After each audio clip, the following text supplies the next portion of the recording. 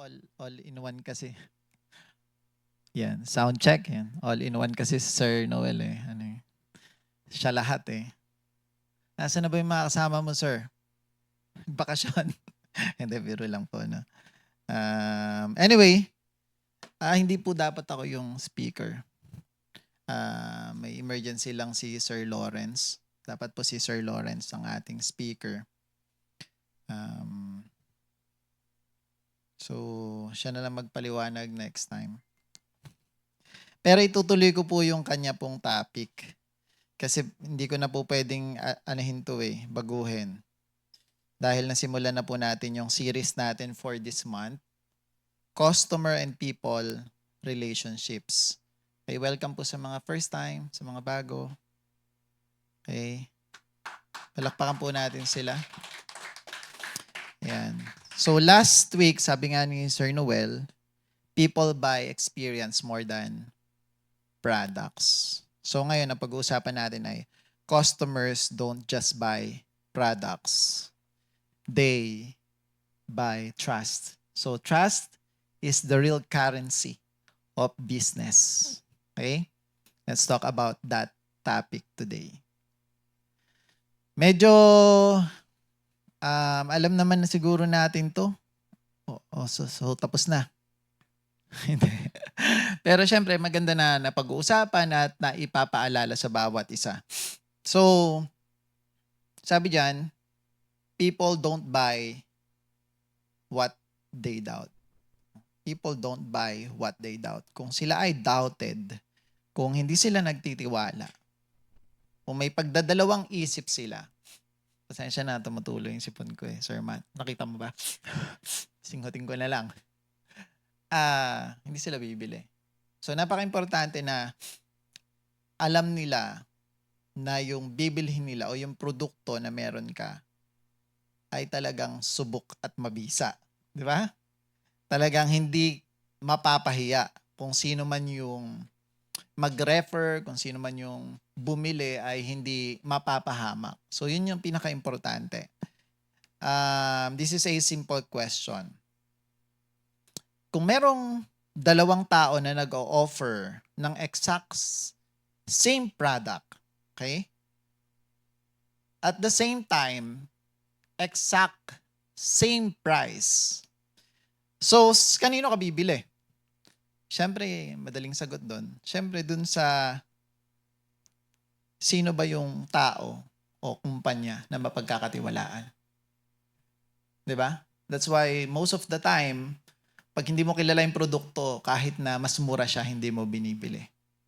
Kasi kung meron ngang dalawang produkto na parehas at parehas na yung presyo, ang bibilhin mo kung sino yung taong nagbebenta or kung ano yung kumpanya, kung sino yung kumpanya. So, trust is a brand. So, most of the time, branded yung binibili natin. Kaya pag medyo, anong tawag nila doon? Pag hindi branded, anong tawag doon? Generic. Okay? So, hindi natin binibili. Kasi nga, most of the time, we choose the trusted one. Why? Because buying is never just a financial decision. It is a trust decision. Okay? Every time someone buys something, they are asked something. Mapagkakatiwalaan ba yan? Kasi nga, alam nila na may risk. Pag bumili sila, they are taking risk. They are trusting that the product will work, the product will be delivered, or the service will be delivered. The company will keep its promises. Kung ano yung nakalagay sa marketing, yun yung ginagawa. The person is telling the truth, or without trust, every transaction is risky. Pakiramdam natin is risky. Without trust, people hesitate, people delay decision, people walk away from your store. This is why many business fails, because they don't understand this. Okay? Kala nila kailangan lang ng masarap na produkto, yun lang. or kung ano man, pero hindi nila nauunawaan na they need to build trust. And this is important. Customers are not really buying products. They are buying confidence, peace of mind, credibility. They are buying trust. So think about it. A customer can buy a cheaper product somewhere else. Pwede naman sila bumili kahit saan, nung mas murang produkto. A customer can find another supplier, or a customer can find another employee or salesperson. A customer can find another company. But when trust is established, people will stay. Your customer stay. Okay? Why? Because trust creates loyalty. Trust creates relationships. Kaya most of the time, pag may kakilala kang nagbebenta ng isang produkto na mahal sa kanya, tapos nakakita ka ng mura, dahil sobrang close na kayo, bumili ka dun sa mura pero hindi mo sinabi sa kanya kasi nahihiya ka na malaman niya. Kasi nga, mas, nagigets niyo yung point. Di ba? O kaya naman, most of the time, I don't know kung ganito kayo, kahit na mas mura, kasi ako ganito kahit na mas mura yung nakita kong ibang supplier, pero dahil personal ko naman gagamitin yung produkto, pag personal hindi pang negosyo, siyempre pag negosyo, nag-iisip ako kung saan ako makakakuha ng mas murang supplier. Pero kung pang personal ko lang gagamitin, bibilihin ko na lang yung sa kaibigan ko. Kaysa dun sa nakita kong mura. Pwede naman ako mag-import sa China, may importation tayo. Pero bakit bibilhin mo yung sa kanya? Kasi may relationship kayo at may tiwala ka sa kanya. So, trust creates influence and trust creates opportunity. Okay? Sige, pasok lang kayo. Maluwag pa dito sa bandang kaliwa. Hindi, joke lang. Hindi ako naririnig ng mga yan. Tumatawa lang yan. Kasi late sila Nahirapan kayo mag-parking? Hindi naman. Okay. So, masaya kayo niyan. Biro lang. Sabi dito, trust, ayaw lumipat, sir. Ikaw na nga lang maglipat, sir. Yan. Trust is invisible foundation underneath every successful business, ministry, organization, leadership role, and relationship. Okay? Invisible daw to, pero ito yung pundasyon ng mga successful na negosyo. Hindi ako magpo-promote dito, sir. Huwag ka mag-alala, hindi natin i-promote dito yung kakasign lang natin na kontrata sa investment mo sa Verified. Sino pa yung mga nag-sign dito? So, saktong-sakto tong topic na to. Trust. Okay? So, that's one of my venture na pinasok. Trust. Yung product namin. Verified.com. Search nyo na lang. Alright. Nag-promote pa rin. Pa-delete na lang sa ano, ha? Anyway, sabi dito, isa pa. In fact, trust is so valuable that people will often pay more money to avoid dealing with someone they do not trust. Diba, alin ang mapamahal ako? Basta, ito, hindi ako mapapahiya dito. Diba? Pag ito, nagkaroon ng problema, sigurado akong papalitan nila yung produkto ko Diba? Pag bumili ako sa iba, mura nga, pero pag nagkaroon ng problema, hindi ko na makontak. That's why you need to build trust. Kasi, buyers or customers are willing to pay more money because they are trusting your product or your business. That is why trust is the real currency of what? So, yan talaga yon. Kasi it's easy to sell. Tama?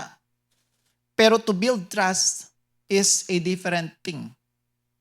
Napakadaling magbenta, pero ang tanong, bibili pa ba ulit? So yung customer acquisition, Yung pag-acquire ng mga bagong customer, it's easy. You can do that using marketing, but ano tawag doon? Repetition ng pagbili. No? Yung maging loyal sa'yo, it needs trust. Yun yung totoo. It needs trust. Kaya napakaganda pag natutunan ninyo na marunong kayo gumamit ng tinatawag na PR. Kahit sa isang produkto meron nun. Yung pagkatapos nilang bilhin, yung isang produkto, biglang may magte-text sa kanila, "Kamusta po? Nag-enjoy po ba kayo? Kung hindi po kayo nag-enjoy, pwede niyo pong ibalik dito yung produkto." Parang, wow, special ko naman. Ba't may nag-text sa akin ganito? Bumili lang naman ako ng bagong cellphone. May gumagawa ba nun sa inyo? Wala. Kasi you don't know the word PR. Ano yung PR? Ha? Ano yung PR, sir, ma'am? Hindi ko rin alam. Bahala kayo dyan. Basta alam ko yung PR. Ano yan per PR, sir? Personal relationship. Oh, basta ganun. PR tawag nila dun eh. No? You are building relationship with your customers. Hindi, pag malalaking transaction, pwede kong gawin yun. Pero pag maliliit, cheap naman. Hindi, you build trust. And when you ano tawag doon, yung nagko-connect ka sa mga customer mo, na para bang nafe-feel nila na hindi sila pinapabayaan. Burger lang naman yung binili. Tapos pag uwi nila sa bahay, may nag-chat sa kanila, "Thank you po sa pagbili. Sana po nag-enjoy po kayo sa burger namin." Parang iba, may gumagawa kaya nun? Parang wala no? Parang ang corny nung ganong strategy. Pero try nyo lang. Yun yung pinag-usapan natin ngayon eh. Hindi naman ako nagbebenta ng burger. So this is our verse. Money follows trust. Sabi niyan, influence follows trust. Leadership follows trust. Purpose is fulfilled through trust. So try to imagine this yung money, nagpa-follow yan sa trust, even the influence. Pag mapagkakatiwalaan kayong mga tao, kaya mong influensyahan. Tama?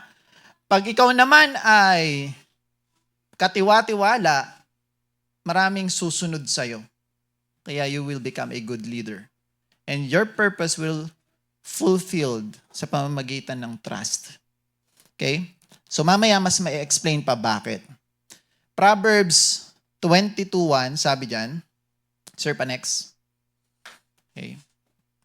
A good name is more desirable than what? Than great riches. Tagalogin nga natin.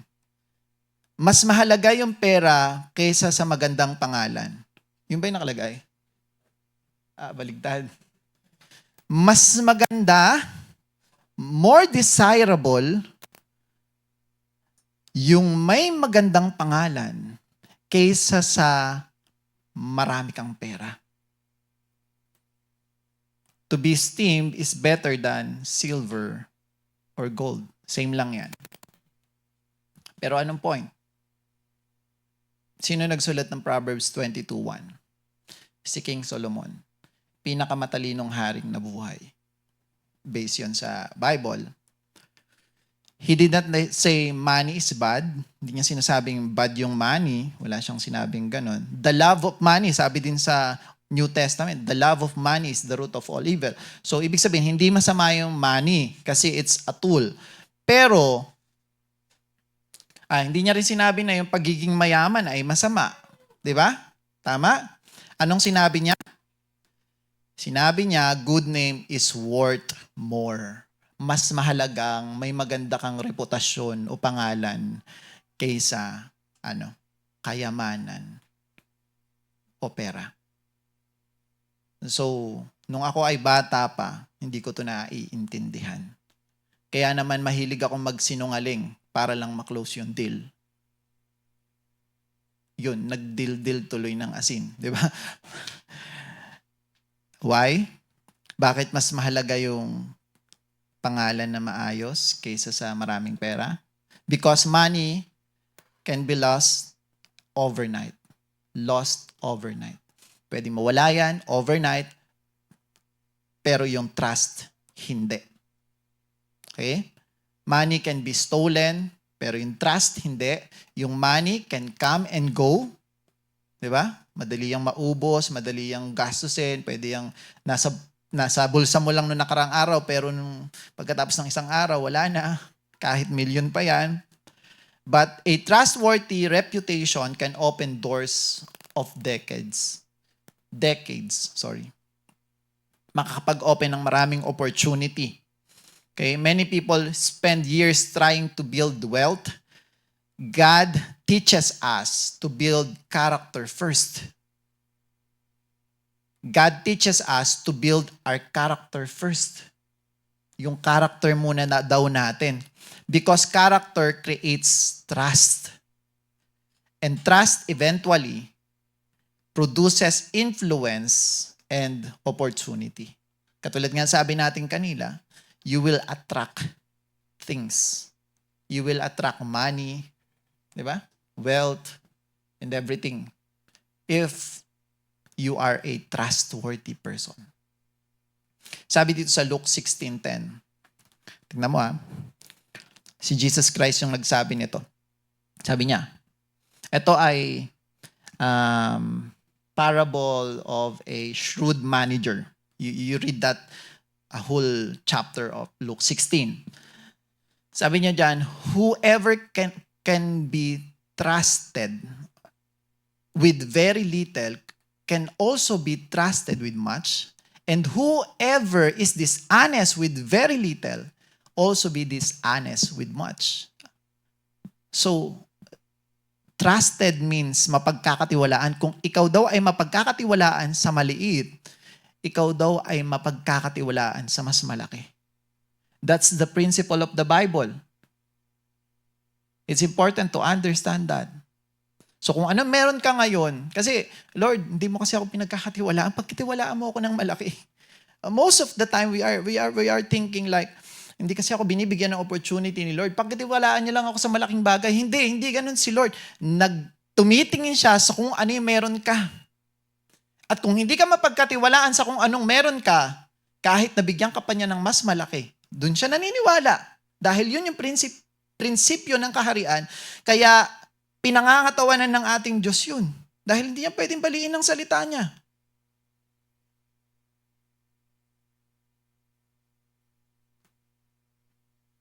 Nireveal dito ni God yung pinaka-importanteng leadership principle ng kaharian. If you want to become a leader or a successful person, you need to become a trusted one. Sabi niyo, trust is tested in a small thing before it is rewarded with bigger thing. Pinagkakatiwalaan mo na sa maliit. You remember the parable of the talents? Diba? Sabi doon, yung mapagkakatiwalaan din sa maliit ay mapagkakatiwalaan sa malaki. Yung wala, yung hindi na pagkakatiwalaan, kinukuhanan pa. Yun sa dulo. Yung meron ay dadagdagan pa. So ibig sabihin, kung sino yung marunong mapagkatiwalaan, sino yung nagpapalago, sino yung katiwa-tiwala ay binibigyan pa. Kaya naniniwala akong totoo yung sinasabi ng karamihan na bakit yung mga mayaman, payaman ng payaman? Tapos yung mga mahihirap, pahirap ng pahirap. Depende yun. Kung ikaw ba ay mapagkakatiwalaan, kasi may mga mahihirap din na yumayaman dahil na pagkakatiwalaan. Huwag mong lahatin ng mahirap.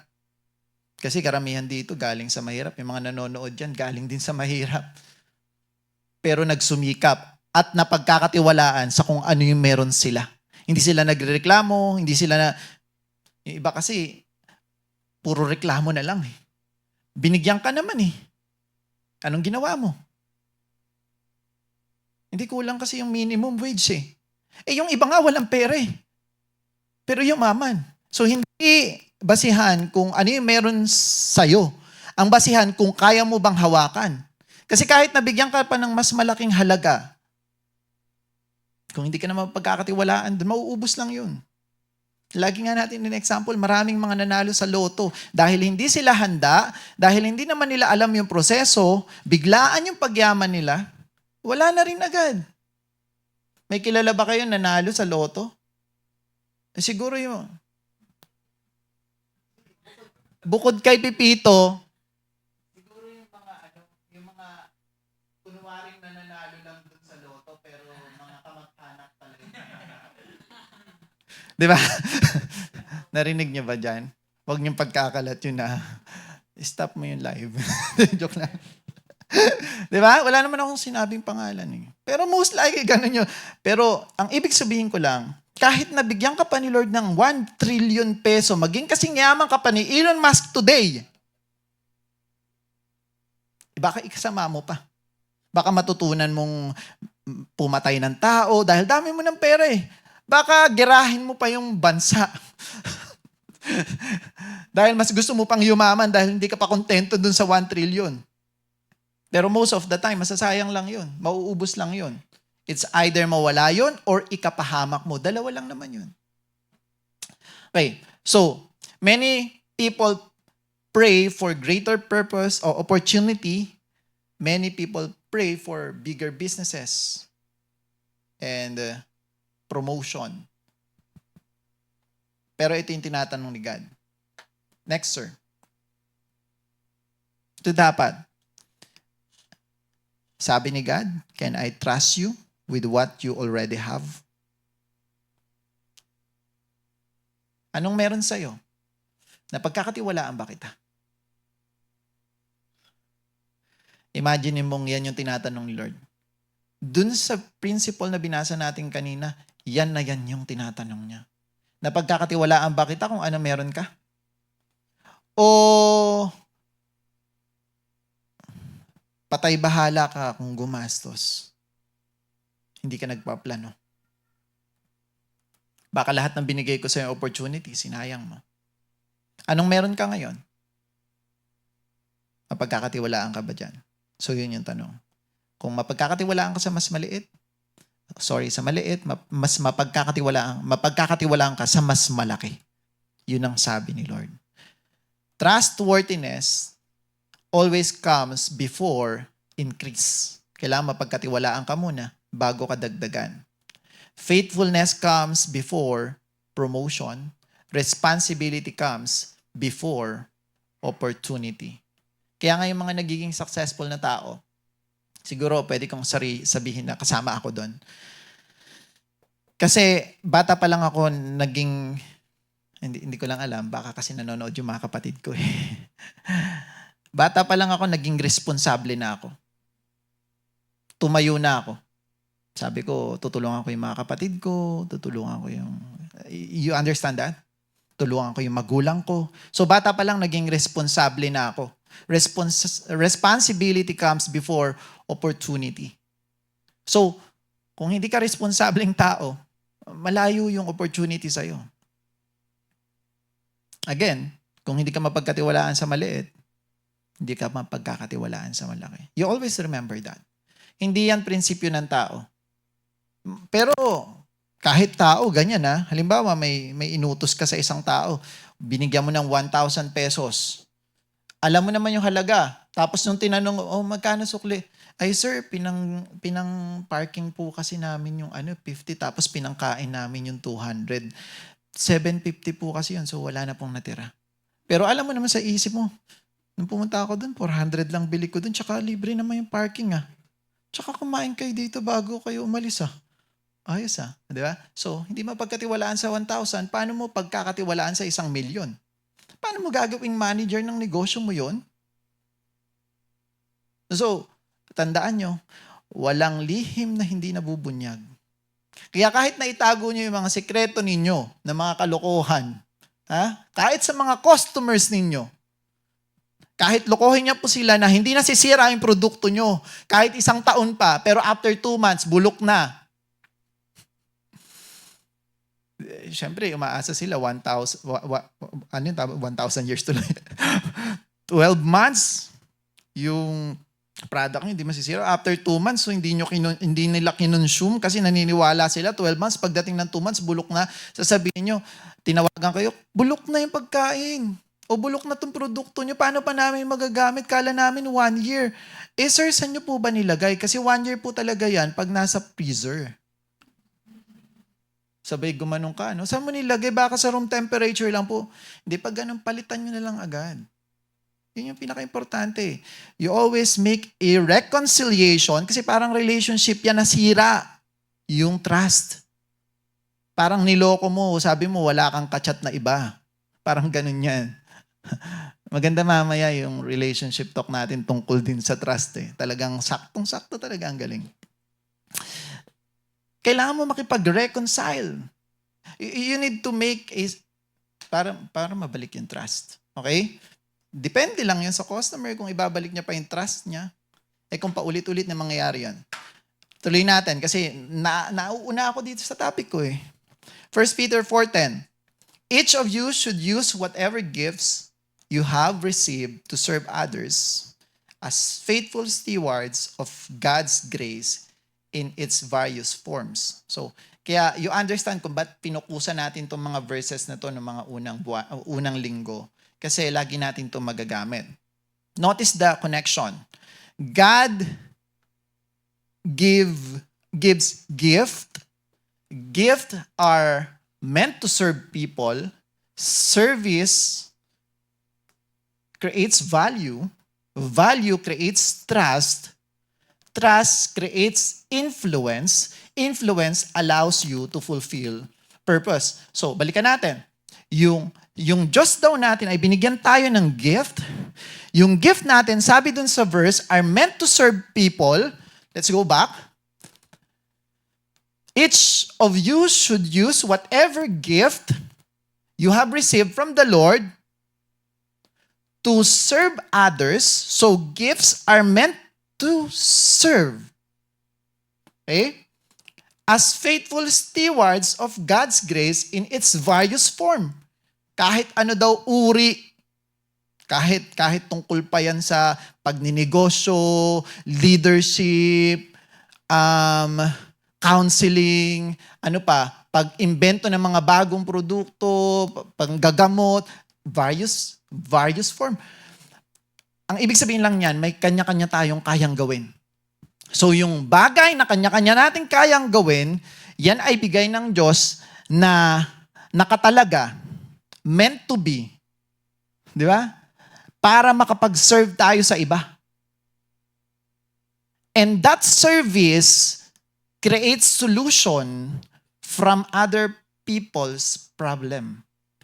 And that's when word value, lalabas. When you serve people, you solve their problem, and it creates value. So, when you solve a problem, you created value because you serve. So, let's keep it in our mind that doing business is like that. Solving problem. To solve their problem, your customers or clients' problem or other people's problem, so that we can create value, and value creates trust. That's why trust is important sa pagninegosyo. Trust creates influence. You don't need to do a lot of marketing just to tell the people, just to tell everyone that your product is like this, is like this, is like this. People will testify about how good your product is and your service is. Trust creates influence. Influence allows you to fulfill purpose. So yan yung mga pinag-usapan namin ng mga nakaraang linggo. So mga hindi naka-attend, pwede nyo balikan yung first week ng June para maintindihan nyo bakit tayo umaabot dito sa salitang purpose. Kasi to become an entrepreneur or businessman, hindi lang yan tungkol sa pera. You are serving your purpose. And when you understand that, syempre hindi ko explain yun ngayon, di ba? Kailangan balikan nyo yung mga video. Ang hirap-hirap mag-explain dito eh, tapos uulitin ko. Hindi. When you understand that, you will totally understand how to do business. Okay. So, purpose, continuation, purpose is your assignment. Gifts is your equipment. Yung purpose mo, yun yung dahilan kung bakit ka binuhay dito sa mundo. Ha? Okay, yung purpose na yon. Yung gifts na binigay sa'yo, yan yung equipment mo para magawa yung assignment mo.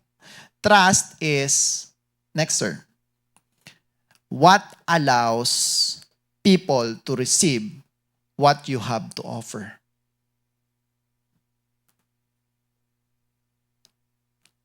Yung tiwala, yan yung marireceive ng tao na kung ano yung kaya mong ibigay para sa kanila. So ano ba yung binibigay mo sa negosyo mo?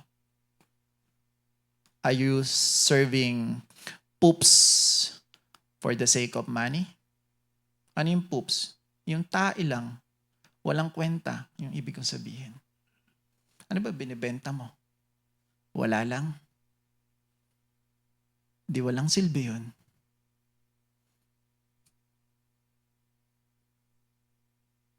Sorry po sa mga nanonood. Bad ba yung poops? Baka may kumakain. Anong oras ba? Oh, late na kayo kumain. Dapat hanggang 8 lang. Mahirapan kayo mag-digest niyan. Di ba? Ano ba yung sinaserve mo? Are you serving something or nothing? Kasi pag nothing, scam yun. Di ba? Hindi. Nagigets nyo naman kung ano yung point ko. Nakakapag-solve ba yan ng problema? Or nakakapagbigay pa ng problema? Ano ba? Ano ba tamang pagninegosyo? Makapagdagdag ng problema o makabawas ng problema ng tao? That's why trust is what allows people to receive what you have to offer. So, many people think business is about selling. It is not. Business is about solving problems. So, if you're not solving a problem, bakit nga ba pagkakatiwalaan ka ng iba? So, you need to know ano yung problemang sinusolve mo. At dun ka mapagkakatiwalaan. Pag minaster mo, paano solusyonan yan? Okay? Dun magsisimulang magtiwala yung tao sa'yo. That's why yung success, hindi siya biglaan.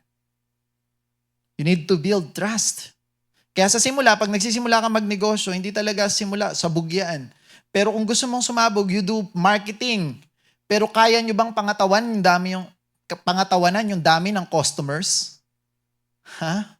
Kaya nyo bang iserve ng tama yung gusto nyong masolve na problema? O baka ang galing nyo lang sa marketing, pero hindi nyo kayang i-deliver yung promise nyo? So ano doon? That's why trust is important. Hindi lang yan sa negosyo, sa lahat yan ng bagay. Pag in-interview ka ng company na in-applyan mo, kaya ko po kayong tulungan para maging ganito yung, ano po ba yung vision and mission nyo? Pag nalaman ko po yung vision and mission nyo, tutulungan ko po kayo dyan. Tapos nagtatrabaho ka na, pag wala yung boss mo, nag-ano ka dun. Ano yung scatter? Pag nandyan na, busy-busyhan ka. Ganun ba yon? Trust. That's why people, ano yung tawag doon? Natatanggal. Di ba? Kasi ganun, hindi mapagkatiwalaan eh. So, don't expect promotion. Di ba? So, think about, sabi dito, people only buy when they believe you can solve their problem. And belief is another word for trust. Think about the doctors, lawyers, pastors, coaches, consultants, leaders.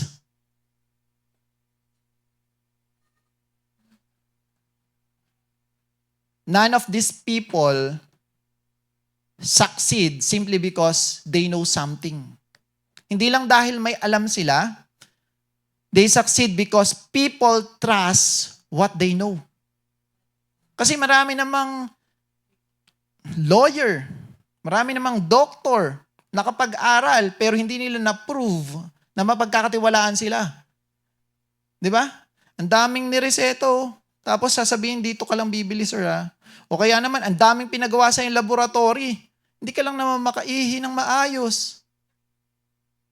Pwede mo sabihin, di ba? I mean, papagawa na sa'yo, pati MRI, hindi ko alam, baka po kasi nabagok kayo. Di ba? Ang dami na, di ba? Depende kung mapagkakatiwalaan. Kaya nga, mas maganda pag nasa, ano tawag doon? Second opinion always. Kasi may mga doktor na scammer, hindi ko nilalahat. Pero marami yan. Ganon din sa mga lawyer. Ha? Wala kayong problema, bibigyan kayo ng problema. Ganon talaga eh. Kasi hindi sila kikita kung hindi mo sila tatawagan. Kung hindi mo sila kukunin. Kaya dadagdagan kanila ng problema. Imbis na tapos na yung kaso, pwede naman settlement. Hindi, kasuhan pa natin. Meron ka pang laban eh. Ganito eh. Di ba? Kasi pag hindi mo sila tinawagan, hindi ka nakipagkita sa kanila, wala silang appearance fee, wala silang consultation fee, tapos wala silang di ba? Acceptance fee. Pag wala kang bagong kaso, kaya i-udyo kang kanila, kasuhan na natin yan, sir. Hindi, lugi ka dyan eh. Kawawa ka naman, sir. You understand? Ganon din dapat yung kumpanya nyo. Hindi kayo nag-offer ng kung ano-ano lang na hindi makakatulong. Okay din naman mag-upselling, pero make sure that you help them. Hindi yung in-upsell mo ng in-upsell, hindi niya naman ng kailangan. Tapos balang araw sasabihin niya, hindi ko pala kailangan itong binili ko. Ma'am, hindi na po kasi pwede yan ibalik eh. Kasi sayang kasi yung... Hindi ko alam kung naiintindihan niyo ako. We are focusing on money. Pero you don't know kung ano yung kayang ibigay sa iyo ng mga taong nagtitiwala sa inyo. Kasi they can refer a lot of clients. And you don't know that. Or maybe you know that, but mas nakikita mo yung mabilisang kita. So, knowledge without trust has limited influence. Talent without trust has limited impact. Skill without trust has limited opportunity. Trust multiplies everything. That is why trust is the real currency of business. So, di ba? Matatapos na ako. Principle number 1 pala. Ano ba to, sir? Ayoko na mag-talk. Totoo ba yung oras? Principle number 1 pa lang ako. Tapos na tayo, guys. Tapos na tayo.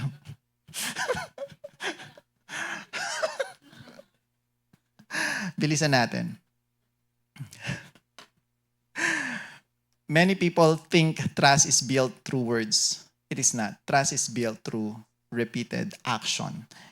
Anyone can say something or can promise. Anyone can make claims. Anyone can make advertisement. But trust grows when people repeatedly see that your action match your words. Sabi dito sa Matthew 5:37, all you need to say is simply yes or no. Anything beyond this comes from the evil one. Sabi diyan, oo kung oo, hindi kung hindi. Ibig sabihin, imin mo kung ano yung sinasabi mo. Pag sinabi mong maganda yan, maganda dapat talaga. Pag sinabi mong hindi yan para dyan, yung produkto mo, dapat hindi. Huwag ka na hindi para dyan po yan, pero hindi naman pala, basta lang mabenta. Okay? Do what you promise. If you say, you will call, you call. It's important, ha? Sir. When you say you will follow up by this time, sakit ko rin to, nakakalimutan ko kasi, di ba? Pag sobrang dami mong ginagawa. Pero mas maganda na mag-alarm ka. When you say you will deliver it, you will deliver it. Huwag ka na mag-overpromise na bukas mo i-deliver kung hindi naman kaya. Para lang hindi magalit, mas magagalit pa. Pag alam mo hindi nyo kayang i-deliver ngayon, umaga pa lang tawagan nyo na, ma'am, may problema po kami, we cannot deliver. Ano po, itutuloy nyo pa po ba yung pagbili? Nakakatakot tanongin nyo, no? O re-refund nyo na po. joke lang. Don't over-deliver. If you say you will help them, help them. Trust grows when when people discover that your words can be depended upon. Kung mapagkakatiwalaan yung mga sinasabi mo. So, leadership reality, bibilisan ko na lang. People trust predictable character. This is truth. The more consistent you become, the more trustworthy you become. Kaparehas yan sa pagkakaroon ng relasyon, ha? The more consistent you become, the more trust you become. Kaya sasabihin ng asawa niyo, okay lang po, ganito naman po yung asawa ko eh. Kasi tiwala na siya sa'yo, kasi ganun ka lagi. Kaya pag sinabi niyang, okay lang po, hindi naman po nag-aalala yung asawa ko eh. Consistent ka sa hindi pag-aalala. Ganun. Principle number 2. Di ba? Mabilis. 2 minutes lang yan, sir. Principle number 2. People trust character more than competence. This may surprise many people. Di ba? Mas mahalaga yung trust kaysa sa pagiging competence ng tao. Tama, hindi. Mali. Tama o mali? People often think talent is most important thing. It's not. Character is more important than talent. Why? Because people can forgive mistakes kung hindi mo nagawa ng tama kaysa yung nanloko ka. But they struggle to forgive deception. Mas mahirap patawarin yung sinadyang lokohin ka kaysa yung taong nagkamali lang ng trabaho dahil hindi niya kayang gawin yung pinagawa mo. Tama, hindi. That's why character is more important than competence. Proverbs 11:3. The integrity of the upright guides them, but the unfaithful are destroyed by their duplicity. Diba? Pagbalat kayo. Integrity simply means wholeness. Ano ibig sabihin nun? It means being the same person everywhere. You are the same person sa business mo, sa trabaho mo, sa church. Pagkausap mo yung customer mo o kausap mo yung pastor mo, pagkausap mo kung sino man, okay? Pag walang nakatingin sa'yo, ikaw pa rin yung kung sino ikaw. People trust integrity, because integrity creates predictability. So pag may integridad yung tao, yung negosyo, yung product mo, ini-expect na ng tao, kaya nilang i-predict na pag pumunta sila sa store mo, pag binili nila yung produkto mo, pag nakipag-deal sila sa'yo, alam na nila kung ano mangyayari. Ganun katindi yung trust. Di ba? Hindi tayo sigurado dyan. Huwag ka na dyan. Dito na lang tayo kay Ian. Bakit? Pag si Ian yung gumawa, sigurado. Hindi tayo mapapahiya. Ganun. Predictable. Saan tayo kakain? Meron kasing bago dito eh. Mura lang. Baka hindi masarap. Sige, Jollibee na lang tayo. Predictable eh. Paulit-ulit yung lasa, paulit-ulit yung experience ng tao. Ganun. You understand? Nilalamig na kayo dyan. Pwede kayo lumipat dito. Pinatay na pinatay na yung aircon, maiinitang kami dito. Biro lang. So, you understand that? Leadership reality. Competence gets attention. Character keeps trust. Truth. People may admire your talent, but they trust your integrity. Principle number 3. Trust grows when people feel genuinely cared for. Kung totoo yung pagkikare mo sa kanila, ito yung sinasabi ko kanina, lalo silang magtitiwala. One of the biggest mistakes in business is treating people like numbers. Ayan na. 'Di ba? Kinumpute mo na agad. 1K, 1K, 1K, 1K. Ilang 1K yan, sir? Tingnan mo ilang ulo, bilangin mo. Yan yung 1K natin per product. Ganun. Ganun ba yung pagninegosyo? Sir, dati. Nung hindi pa natin to natatopic, di ba? Pero ngayon iba na. Dapat hindi ganun. 2K naman. Mas mataas ng konti. People do not want to feel processed. Hindi nila gusto parang kaya minsan mas maganda pa talaga yung manual yung sagutan pag nag-i-inquire kaysa yung AI yung sumasagot. O kung kaya nyong i-program yung AI nyo na parang tunay na tao kasi ayaw nila nung ganun, gusto nila para bang sobrang care na care ka sa kanila. Kaya you can use your script, pero mas maganda na i-improvise nyo siya sa pamamagitan ng kung paano yung feeling nyo na mapaparamdam nyo sa customer na sila ay para bang alagang-alaga. Pero you are using your script, wag mong bagbaguhin. Pero wag mong gawing parang AI robot na lang yung kausap nila. Copy-paste ka na lang kada sagot. Pag yung tanong, copy-paste, pang, tapos. Tapos bigla nung binasa, hindi na nag-reply. Ganun kasi yung mangyayari. Pero pag na-feel nila totoong tao, kasi gusto nila na-feel na merong mag-care sa kanila, hindi sila papabayaan. You understand that, right? You understand that. So, people don't want to feel they are used. People want to feel valued. People want to know that they matter. Na importante sila. Sabi dito sa Philippians 2:3-4, do nothing out of selfish ambition. Okay? Ayan, magtatagal ng konti pang 1 minute. Yung ambition kasi, sa pagkakaintindi natin, karamihan, ang pagkakaintindi natin, yung ambition ay vision. Sa Bible, magkaiba yan. Yung vision sa Bible, sa Old Testament times, Hebrew word, kazon, na ang ibig sabihin ay God's revelation. That's vision. Ibig sabihin, God's direction. So, yung vision na iniisip ng karamihan ng mga tao na hindi kumukuha ng principle galing sa Bible, yung sa sarili lang nilang pagkaunawa, yung vision nila ay ambition. Vision. Anong vision mo? Do your vision board. So, drawing sila, kuha sila ng mga sasakyan, ng malalaking bahay, ng ambition eh. Hindi yun yung sinasabi sa Bible na vision. If you truly understand vision sa Bible, it's God's direction. So most likely, it's ambition but not selfish. Kasi, do nothing out of selfish ambition. Pinagbabawal nga yan ng Bible. Ang hirap naman nun. Oo nga. Pero ang tinutukoy natin dito, kaya yan sa'yo pinagagawa kasi may promise si Lord.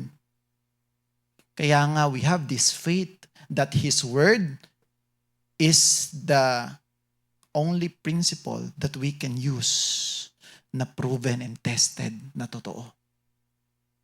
O pag di ka naniwala dyan, self-ambition, yung tingin mo sa vision, yari yung kumpanya mo. Pwede yung kumita ng pera, pero hindi yan magiging generational business. Pag namatay ka, patay na rin yan. Sorry, hindi ko pa naman gustong mamatay kayo. Pero kung mamamatay kayo, ba't di pa ngayon? Hindi, joke lang. Nakukuha ko lang yan sa mga papanood ko ng reels, di ba? Kaya iniiwasan ko na natututo ako dito ng mga ganong joke eh. Sabi dyan, or vain conceit, same lang yan. Yung vain conceit, parang mas mataas yung tingin mo sa iba kaysa sa iba. Sa sarili mo pala, kaysa sa iba. Rather, in humility, value others above yourselves. You understand? Not looking to your own interests, but each of you to the interest of others. This is how you do business.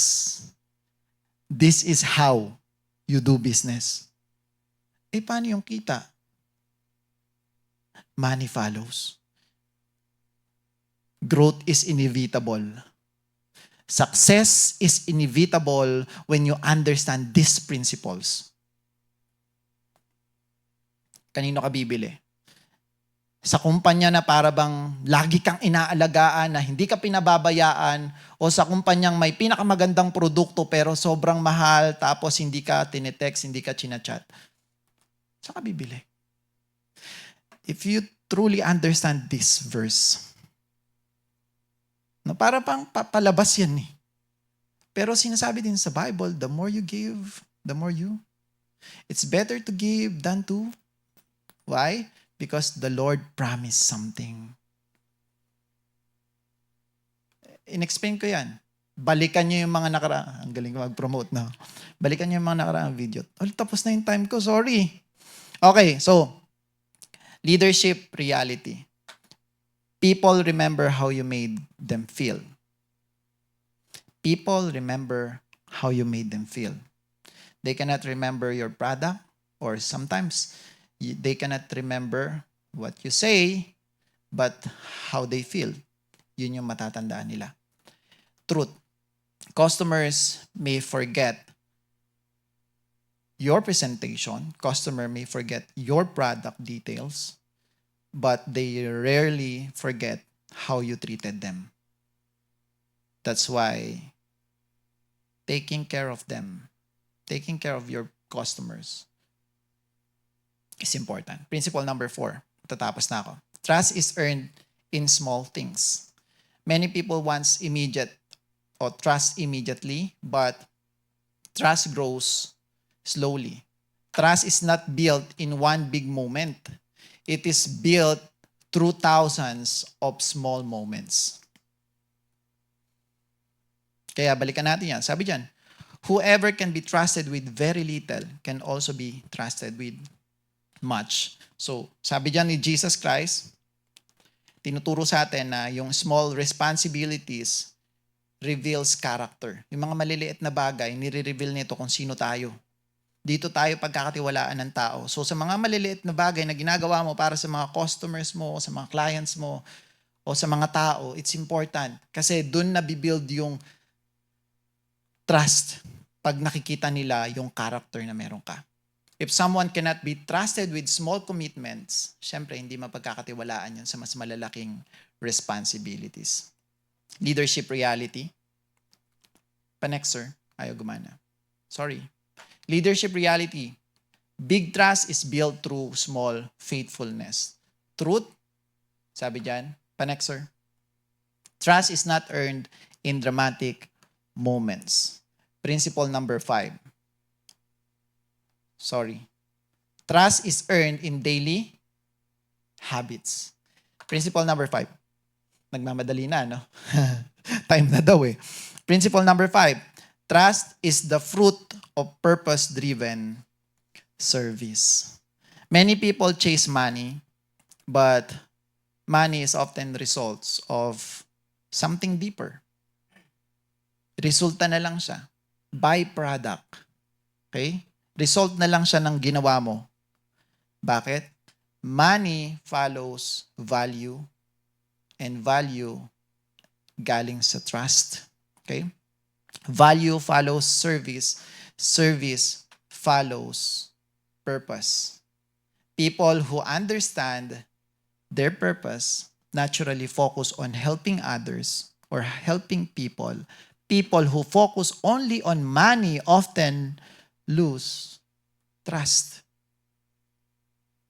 Nakakita ka na ba ng, naka-encounter ka na ba ng kaibigan na mukhang pera? Huwag mong tingnan yung katabi mo, hindi mo yung kaibigan. Di ba? Ang hirap pagkatiwalaan.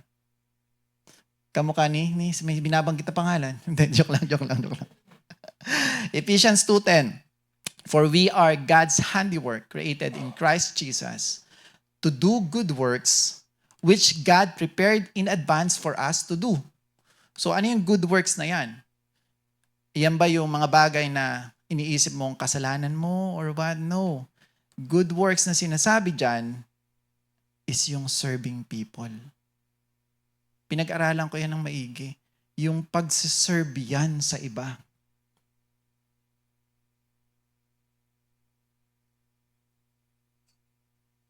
Next time, busisiin natin yung mga verse na yan in Greek. Ha?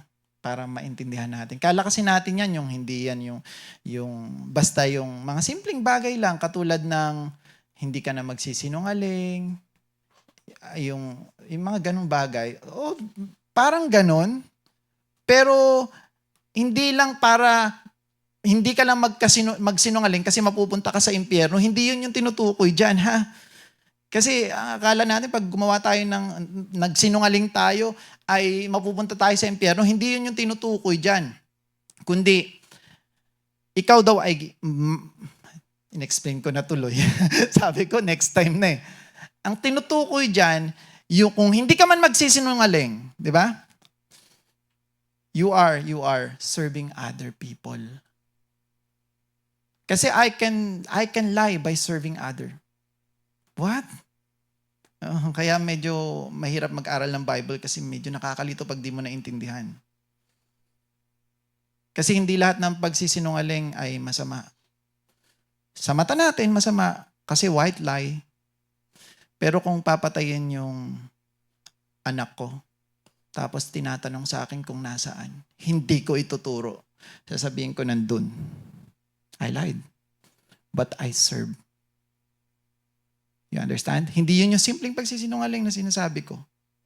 Hindi, lagot ka kay Lord, nagsinungaling. Di turo mo yung anak mo. You understand me? It's serving, doing good things na tinutukoy dyan, kapares ng ginawa ni Lord Jesus. He served. He died for others. The Son of Man didn't came. Hindi ko kayo nililito Hindi ko sinasabing magsinungaling kayo guys. Hindi ganon. Pinapaintindi ko lang sa inyo na hindi yan yung maliliit na detalye na mga bagay na ginagawa nyong mali. Okay?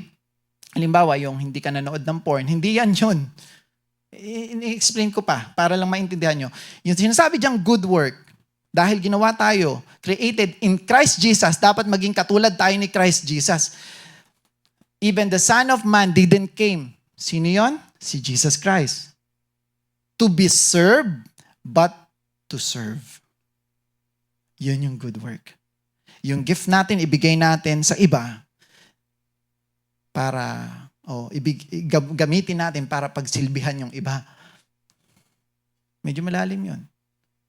At pag negosyante ka, naintindihan mo to, you are going to create something talagang makakatulong sa mga tao. Hindi yung basta nagaya mo lang sa online, maganda tong produkto, kumikita tong negosyong to. Ay, alam mo ba magkano pa tong dito? Times 10. Hindi ganun yung pag-negosyo, guys. Kikita yun. Pero mga 2 years lang, wala na yun. Trust me. Trust me. Kaya kong patunayan sa inyo. Sa susunod ng mga panahon, malalaman ng mga tao na niloloko mo sila. Ang mura lang pala niyan. Oo nga eh. So wala nang bibili ng produkto mo. Kasi alam na nila saan bumibili ng mas mura. Sa Divisoria mo lang pala binili yan. Tapos binenta mo sa amin 520 pesos lang pala yan. Hindi kasi kayo naghahanap eh. Ang sinolve kong problema yung hindi na kayo maghanap. Ba't tinubuan mo ng mas malaki? Sobrang laki. Anyway, hindi ko alam kung nagigets niyo yung point ko ha. So again, you were created. You were not created accidentally. You were created for an assignment. Meron kang assignment.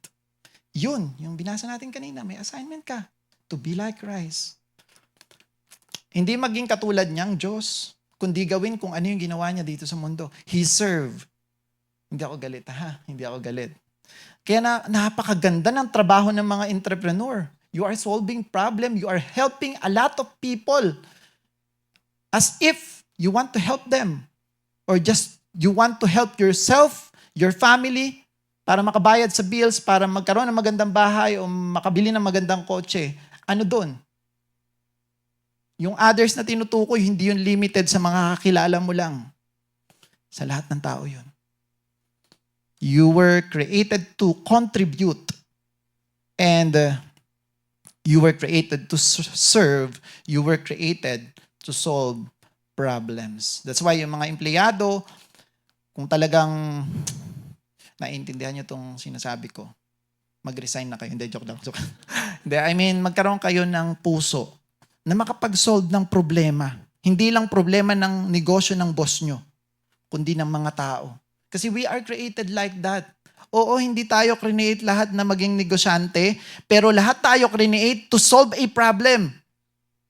Ayun yung alam ko. Uulitin ko hindi tayo lahat pinanganak para maging negosyante. Ano yun? Kasi yung negosyante sa paningin natin, tungkol lang sa pera. We are all created by God to solve a problem. To serve people.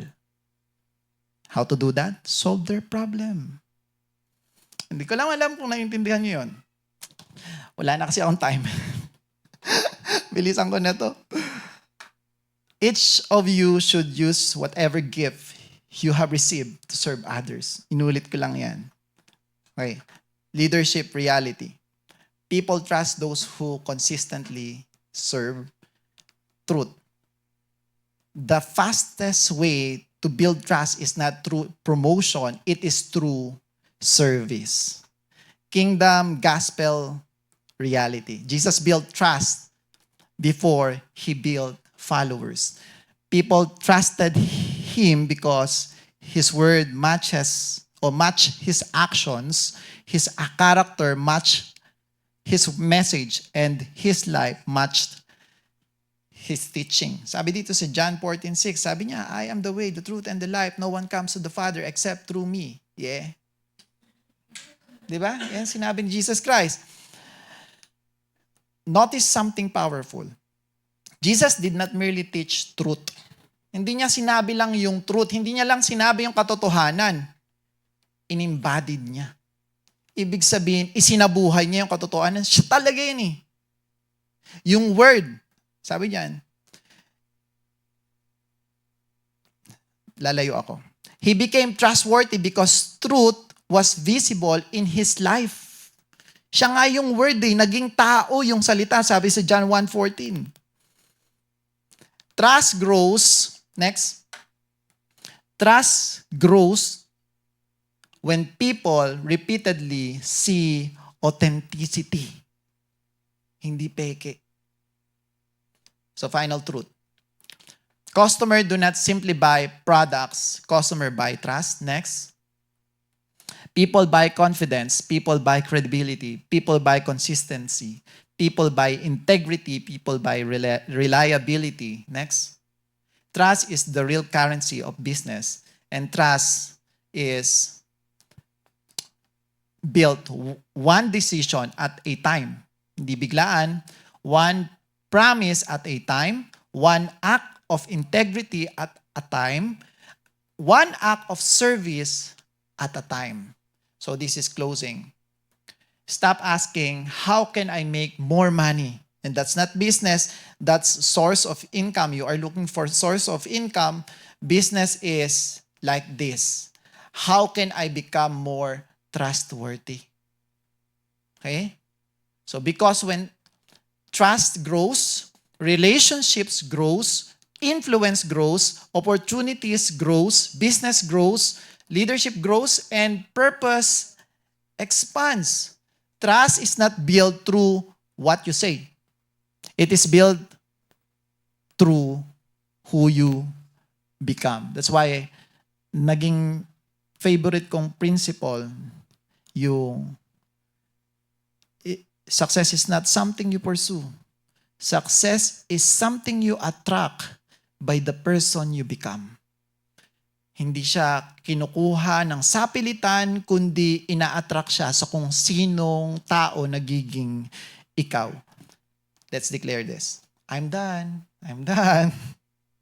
Thank you sa mga nanonood. I hope you learned something. Let's declare. 1, 2, 3, go. Today, I declare that I will be trustworthy. I will be faithful in small things. I will be honest in all things. I will develop my character. I will serve people with excellence. I will use my gifts to serve others.